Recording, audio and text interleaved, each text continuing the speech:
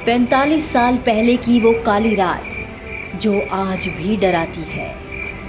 आजादी मिलने के महज 28 साल बाद देश ने झेला इमरजेंसी का दंश। भाइयों और बहनों, राष्ट्रपति जी ने आपातकाल की घोषणा की है। इससे आतंकित होने का कोई कारण नहीं है। The President has proclaimed emergency. This is nothing to panic about. 25 और 26 जून 1975 की दरमियानी रात देश पर जो इमरजेंसी थोपी गई, उसका दंश देश 21 महीनों तक झेलता रहा। आधी रात को आपातकाल के आदेश पर राष्ट्रपति फखरुद्दीन अली अहमद के दस्तखत के साथ ही देश में इमरजेंसी लागू कर दी गई। अगली सुबह एक तरफ प्रधानमंत्री इंदिरा गांधी जहां लोगों को ना डरने की हिदायतें दे रही थी, वहीं दूसरी तरफ दिल्ली के रामलीला मैदान में 25 जून को हुई रैली की खबर पूरे देश में ना फैल सके, इसके लिए दिल्ली के बहादुर शाह जफर मार्ग पर स्थित अखबारों के दफ्तरों की बिजली रात में ही काट दी गई। इमरजेंसी अचानक लगी।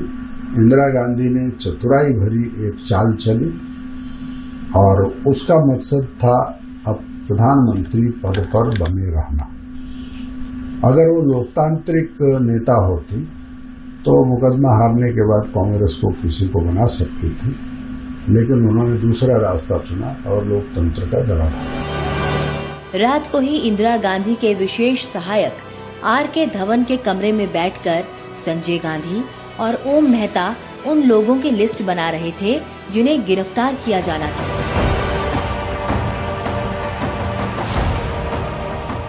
इमरजेंसी की घोषणा के बाद सरसंघचालक बाला साहब देवरस को 30 जून को ही नागपुर स्टेशन पर बंदी बना लिया गया था।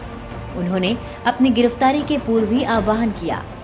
इस असाधारण परिस्थिति में स्वयं सेवकों का दायित्व है कि वे अपना संतुलन न खोएं। यह द्वितीय स्वतंत्रता संग्राम था। That was the second freedom struggle. 100 साल से अधिक अंग्रेजों के जमाने में भी कुछ बातें नहीं सुनी थी। ऐसी बातें केवल 20 महीने के अंदर हिंदुस्तान के इस धरती पर संविधान को दुरुपयोग करते हुए एक तानाशाह व्यक्ति ने ये कर सके, यह एक अत्यंत आश्चर्य और दुखद विषय है।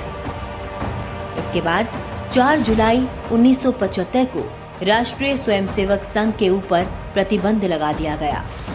देश भर में संघ के 1356 प्रचारकों में से 189 को कारावास भेज दिया गया। आपातकाल के दौरान सत्याग्रह करने वाले कुल 1,30,000 सत्याग्रहियों में से 1 लाख से अधिक राष्ट्रीय स्वयंसेवक संघ के थे। मीसा के अधीन जो 30,000 लोग बंदी बनाए गए, उनमें से 25,000 से ज्यादा संघ संवर्ग के थे। यही नहीं, इमरजेंसी के दौरान राष्ट्रीय स्वयंसेवक संघ के 100 कार्यकर्ता बंदी गृहों और बाहर आंदोलन करते हुए बलिदान हो गए। उनमें संघ के अखिल भारतीय व्यवस्था प्रमुख श्री पांडुरंग क्षीरसागर भी थे। मालूम नहीं था कि जेल से बाहर आएंगे कि नहीं आएंगे। Even if you are killed there is no remedy. इस प्रकार के हिंदुस्तान के अटॉर्नी जनरल कह सकता है देश की सुप्रीम कोर्ट के सामने। ऐसी स्थिति जब थी,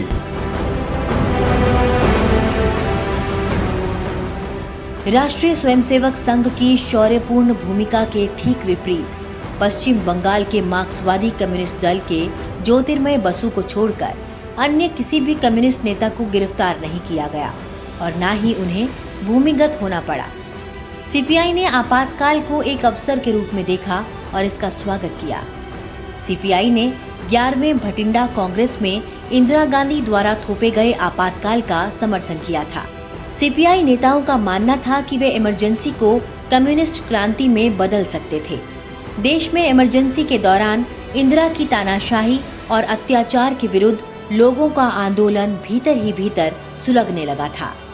लोगों की जनसभाएं कांग्रेस की कुरीतियों के विरुद्ध जारी थी। 18 जनवरी वर्ष 1977 को इंदिरा गांधी ने अचानक मार्च में लोकसभा चुनाव कराने का ऐलान कर दिया।